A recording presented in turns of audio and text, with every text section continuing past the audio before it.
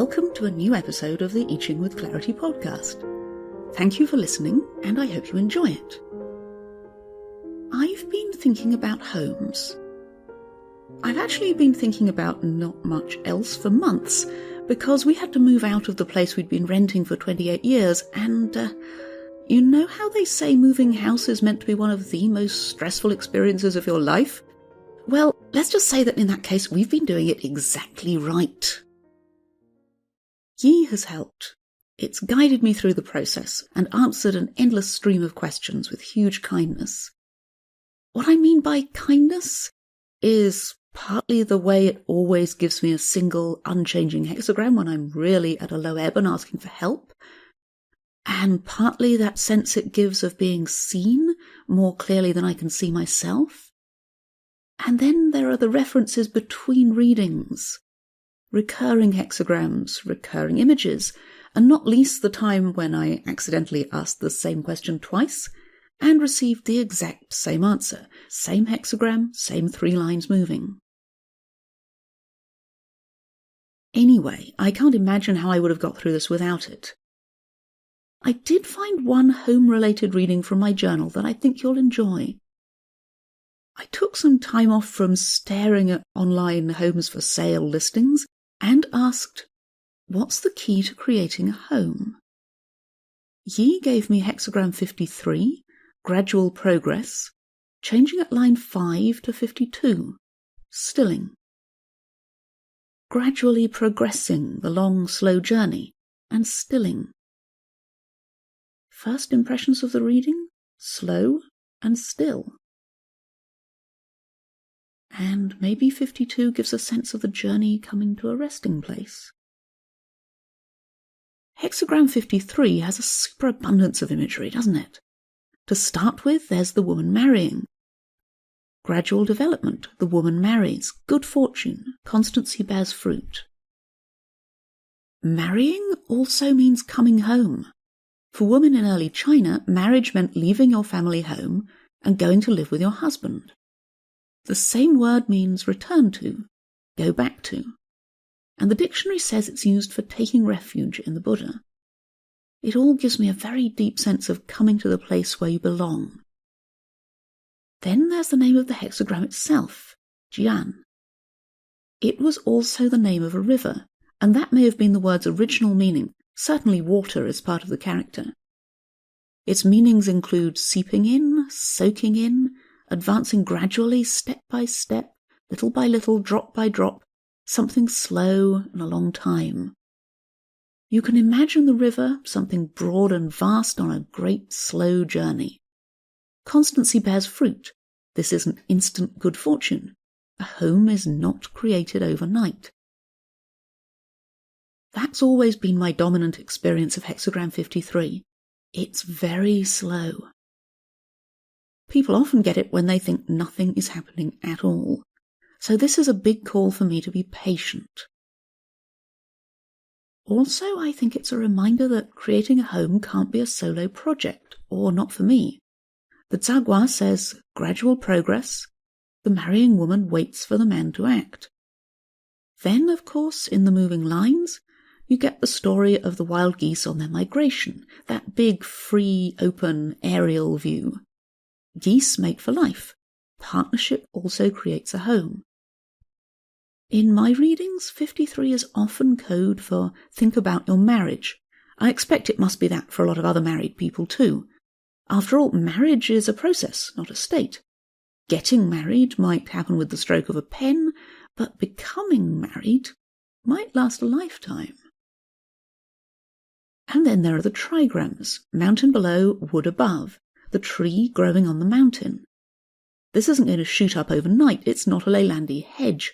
I picture a tough, slow-growing, wizened sort of tree, rooting into the solid rock. On the mountain is a tree, gradual progress.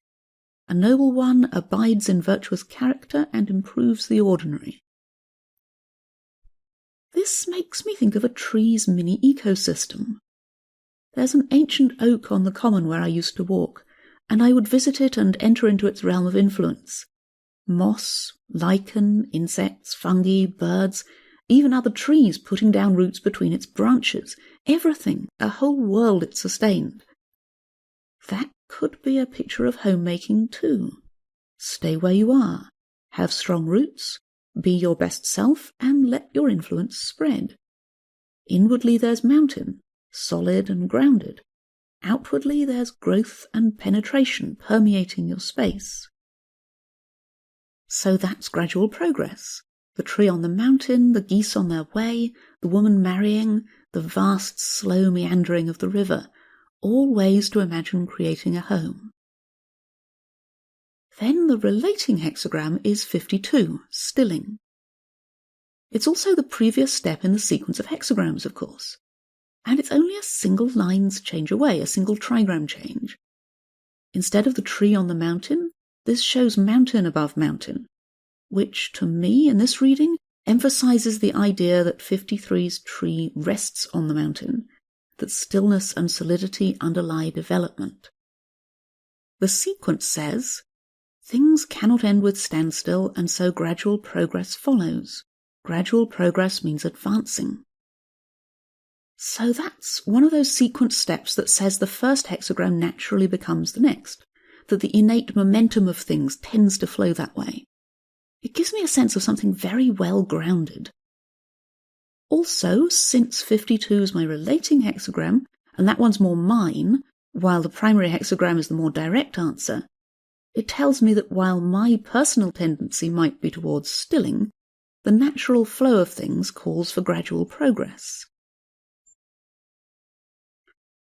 Hexagram 52 says, stilling your back, not grasping yourself, moving in your rooms, not seeing your people, not a mistake. It's worth admitting that I've been thinking of homemaking as something I do on my own.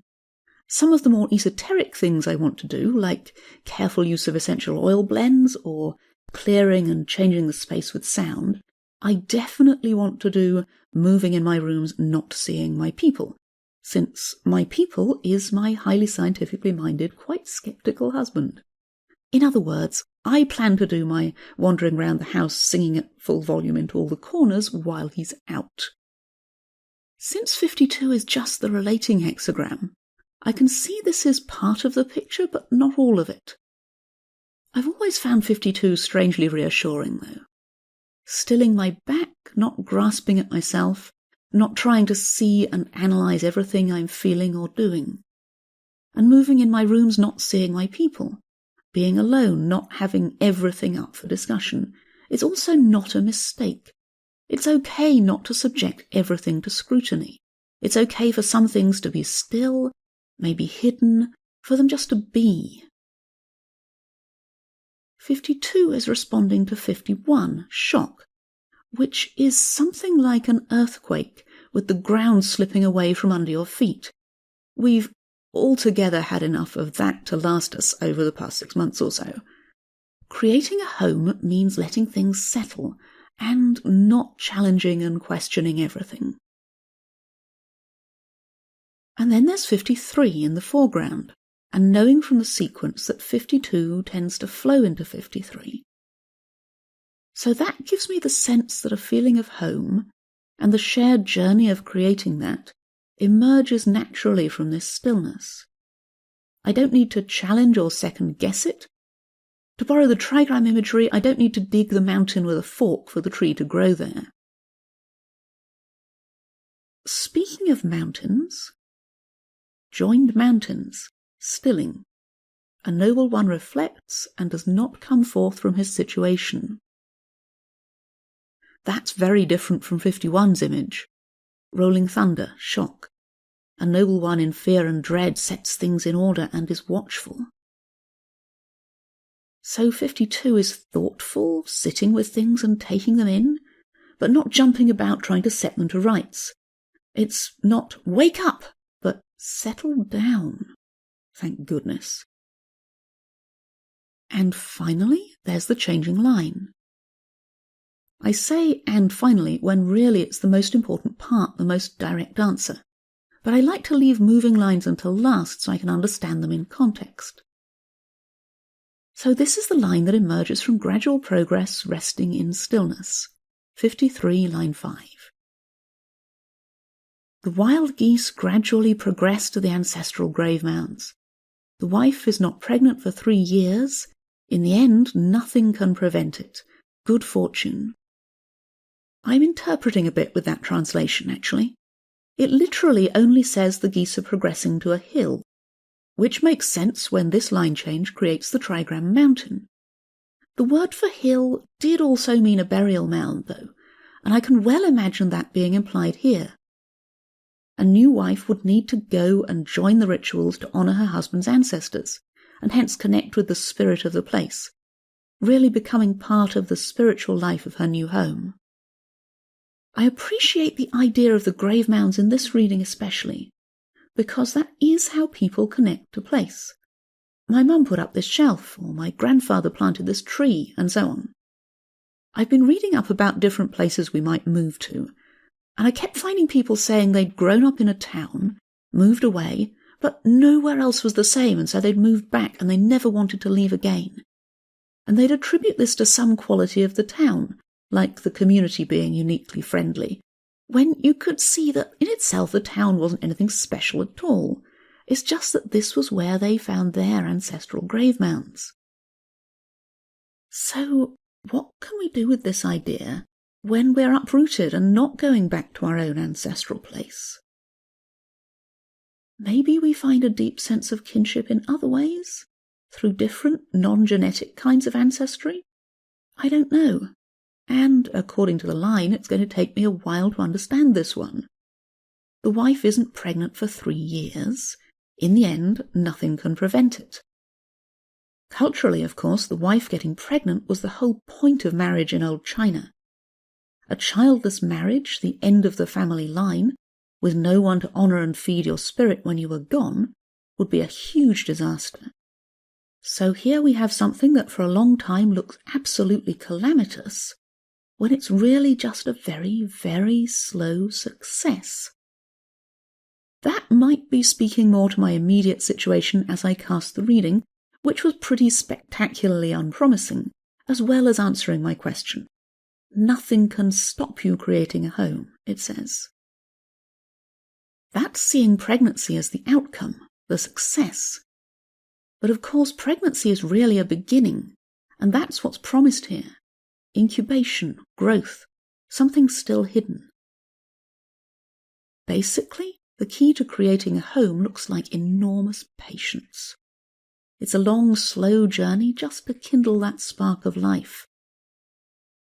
And in the meantime, it's quite probably going to look like a huge, disastrous failure. I never normally take those 3 years literally, though, so I'm not going to start now. Since I still have some time, I'm going to add a really geeky postscript to this reading. I do enjoy digging into a reading with subtle, far-reaching interpretive tools, and one of my favourites over the past few years has been the nuclear story of a hexagram. You know how each hexagram is formed from 2 trigrams. Lines 1, 2 and 3 make the lower trigram, lines 4, 5 and 6 make the upper trigram. But if you peer closely at the insides of the hexagram, as it were, you see there are another 2 trigrams there. That is, another 2 sets of 3 adjacent lines. Lines 2, 3 and 4 make a trigram, and so do 3, 4 and 5. Those are the nuclear trigrams. What I find absolutely fascinating are the new hexagrams that unfold from inside the cast hexagram when you combine these trigrams. Combining the 2 nuclear trigrams, building a hexagram from lines 2, 3, 4 and 3, 4, 5, creates the true nuclear hexagram.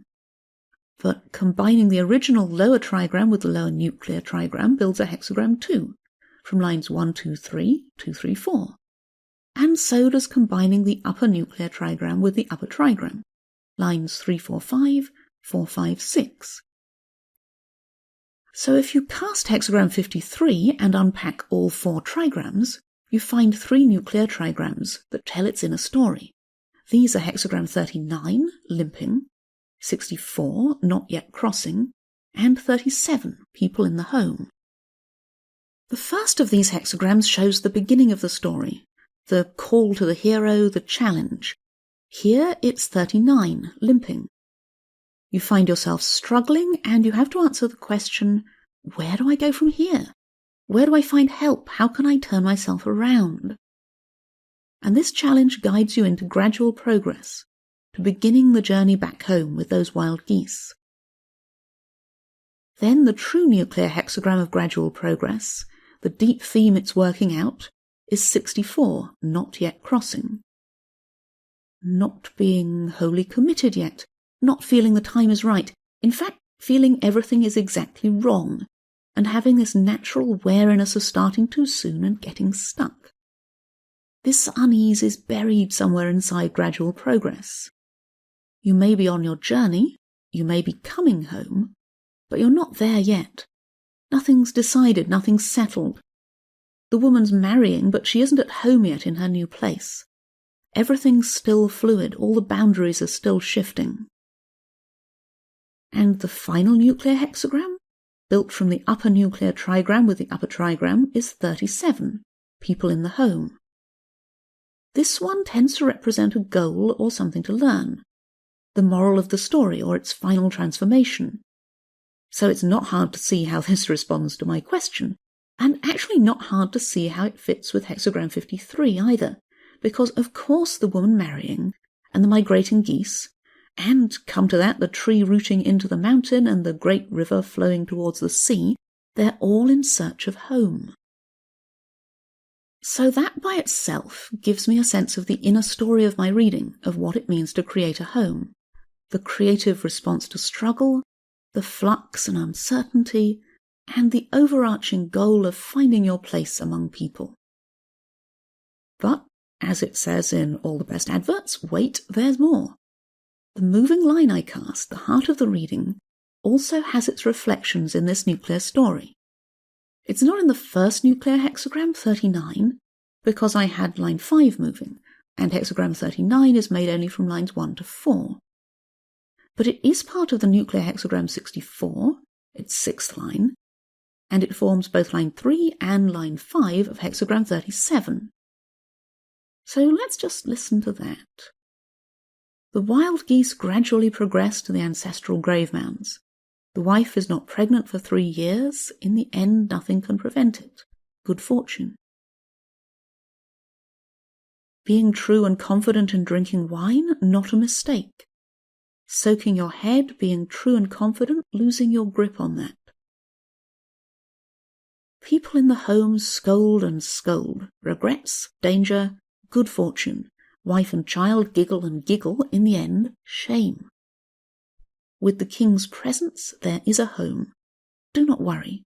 Good fortune. Just listening in a very open, very vague sort of way, this seems to have a lot to do with slowness and delayed gratification. Line 6 of hexagram 64 is an odd one. The final line, the completion of not being complete.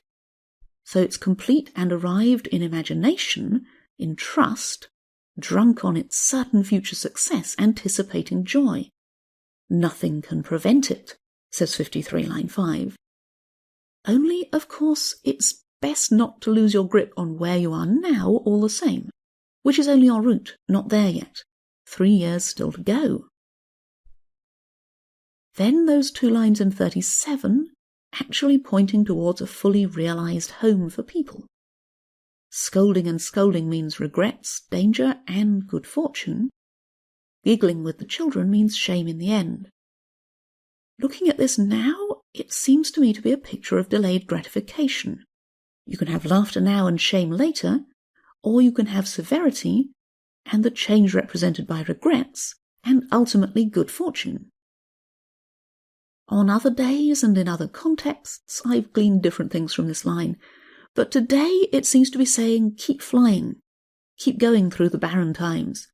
Harshness and some discipline now mean fruition later. That joins together seamlessly with 37 line 5. With the king's presence there's a home, don't worry, good fortune. The king.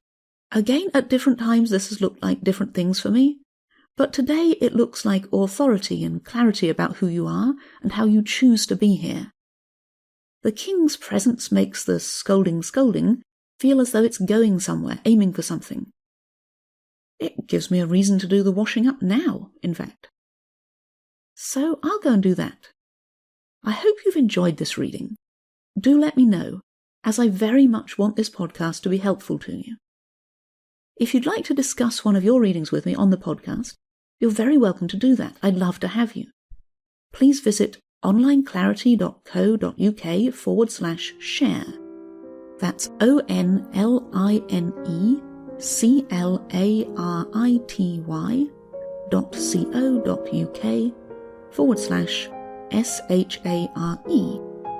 and book yourself a free reading there. Thank you.